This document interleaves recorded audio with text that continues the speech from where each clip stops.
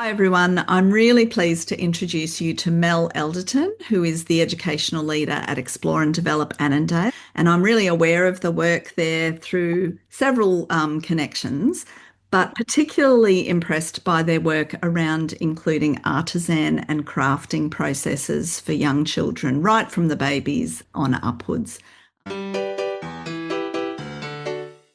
Well, really, it we were looking at what are the strengths of our teachers, Mm, mm, and what do they enjoy doing, and how could we bring some of that joy into their work with children? We have a lot of crocheters and knitters here mm, mm, here with us, so that became something that we were working with textile art, and sewing was mm. something that people enjoyed doing outside of school, and something that we thought would be fun to bring in, and using that strength-based lens for teaching, it makes the teachers engaged and happy to come and passionate to share what they're passionate about. So that's really how it started.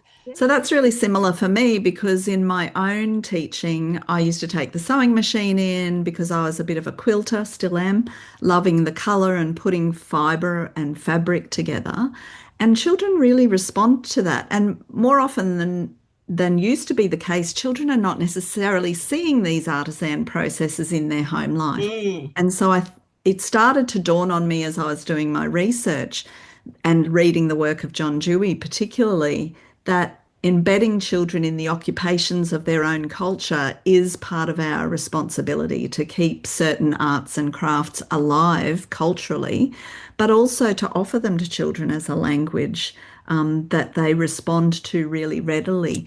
And my work sort of showed that the crafting processes have disappeared a lot from the early childhood space because people are worried about it being guided by an adult or modeled by an adult. And yet, yeah. the idea of centering our work around things we're passionate about makes sense, right? We bring expertise and joy to the process. Anyway. Well, they're sharp and pointy, the tools that we use for those Mm, things. And I think, core to our philosophy is the idea of trust with children. mm. And I think we always hear a lot of people spouting, "Oh, children are so capable, blah blah blah blah." And Yet, yes, yet yeah, yeah. they're afraid to give them needles because they might prick their finger. Mm, Um, and I think so. If we're trusting that children are capable, we're trusting that we can have conversations with them, that this is a dangerous tool, mm, and if you prick your finger, it's going to hurt. Do you want to do this experience? mm, Um, mm, and I think, the same with the sewing machine, we have those conversations around it. We've got our risk assessments in place, and we also have strategies where, the teacher, there's rules. mm, The teacher mm. needs to be Life with has you, rules, right? Yeah. right? When you're doing this Technique experience. requires knowledge. Yeah, yeah. Exactly, exactly, exactly. So what we're telling children when we're trusting them with these sharp tools is that I believe that you can do this, and Mm, that is mm. such a powerful thing for young children.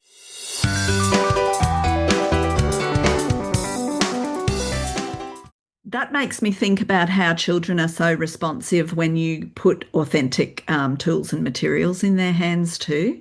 You know, we often think children are not ready, children need to be older to do this, etc., etc. And yet they are so responsive when they're given the trust, the agency, as you were saying before, to Yeah, manage those tools or to learn to manage them. absolutely. Yeah. And No.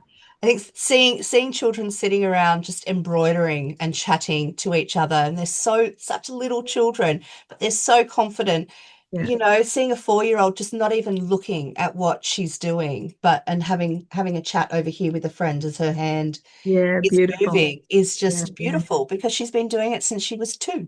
Yeah. And with that, I was going to ask a question about that. So with your youngest children or the youngest citizens in your Mm. service, the under threes, how do you introduce those crafting methods, materials, when you're not Yeah. necessarily ready to teach them the under over technique of a needle and thread, for example.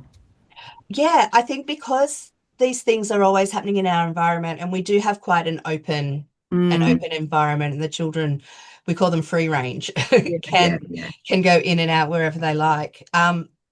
They're often, they're watching what their older peers are doing and they want to be involved. So, we do provide opportunities for them just to play with Yeah, needle and thread. yeah. So we'll give them a hoop, and we'll use some more like a hessian type Mm, fabric where, mm, there mm. are it's a bit more holy for the Yeah, needle yeah. to go in Beautifully easy. holy. Yeah.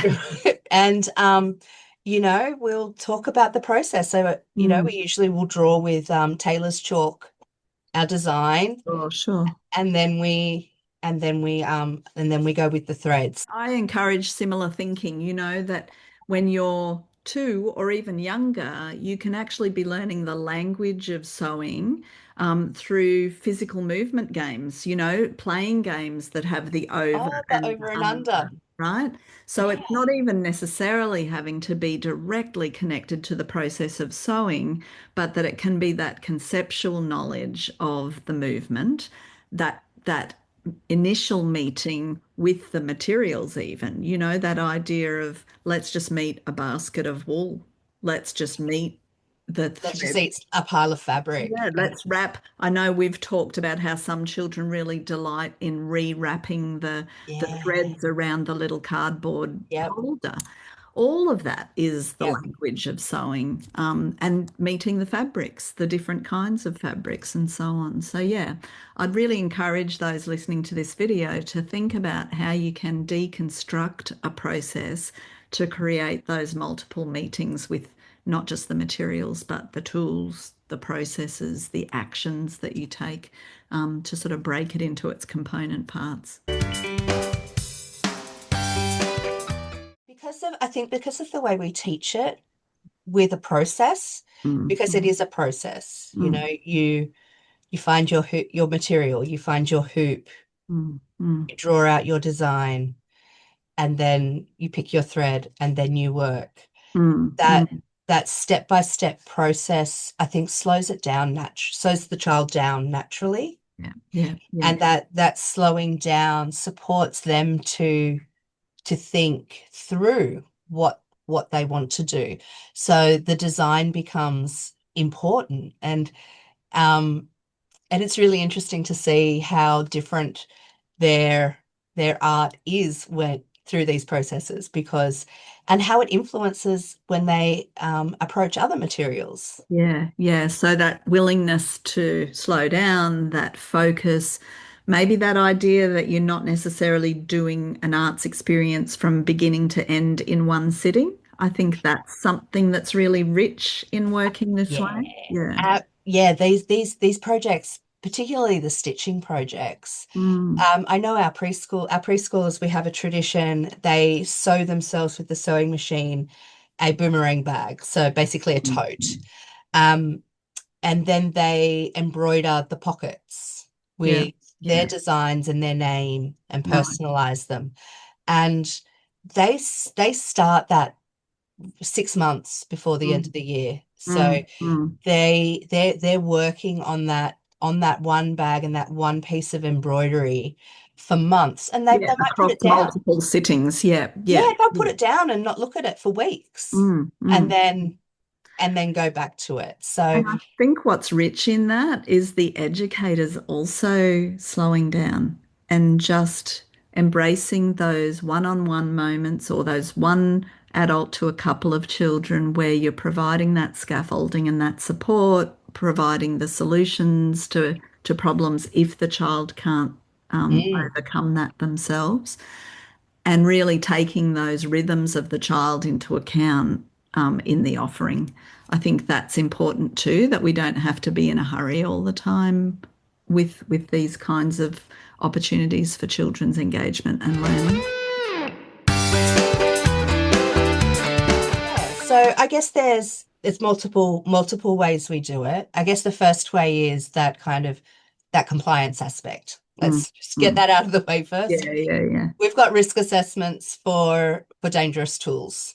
It is Mm. a holistic risk assessment. We have dangerous tools, and this Mm. may include sewing Right, machines, right, right. drills, sanders, needles, hot glue guns, Mm, mm. Whatever it whatever, may be. Yeah, whatever, yeah. whatever we can think of. Um, Mhm. so that is reviewed regularly by leadership, but also by the team. Then we've got procedures. For example, for the woodworking area, you always must be with a teacher. You Mhm. must have your PPE on. Yep, yep. Um, so we've got, children's The goggles, goggles. gloves, Yeah. earmuffs if we're working with power tools.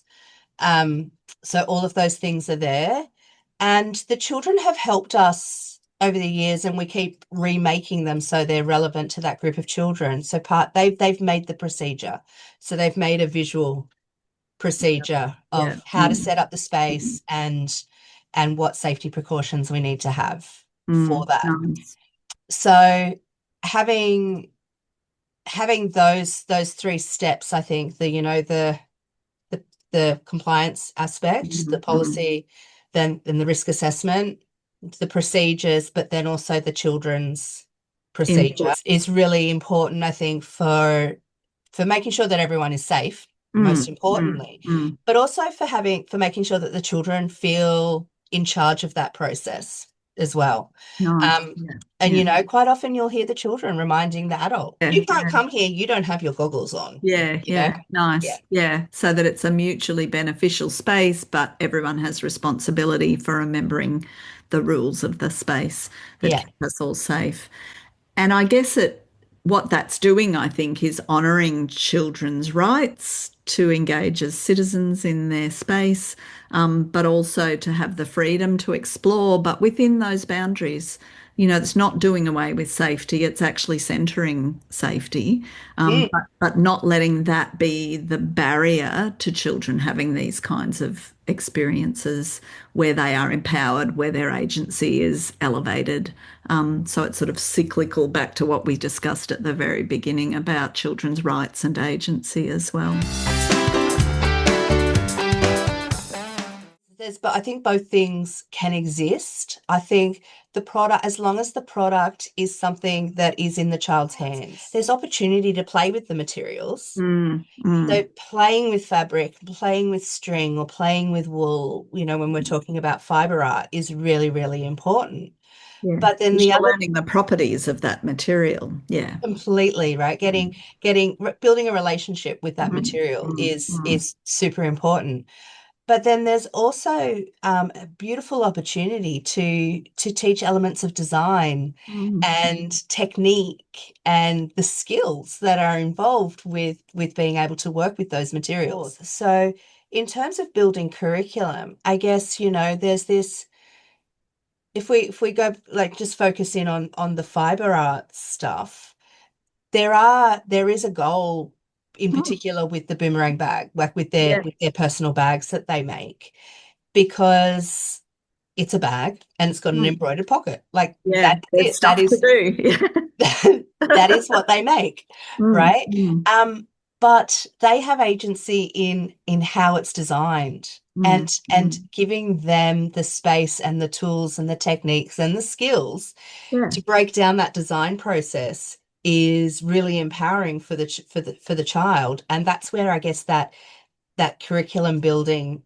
around it comes involved, because it does become a process of, right, Mm, let's learn this technique. The more we give them these skills and the more we teach them about this stuff, the more amazing mm. work they produce on their own. Yes, that's right. Because there Yeah. there comes a point where we don't need to show them how to set up the hoop and Mm, how to mm. work with They've got with that tailor's skill. chalk. Yeah, They've yeah, got it. They just yeah. they just go about that. Mm, They draw their mm. design and they'll go and select their own Yeah. thread. They've learnt how to thread the needle. Mm, mm. Um, and they get on with their work, you know. Well, thank you, Mel. I think this conversation will hopefully plant some seeds of reflection for the people listening and hopefully encourage them to, one, elevate the artisan and crafting processes they might love to do themselves, and to introduce that to the children that they live and work with and educate. So thank you so much. You're welcome. Thank you.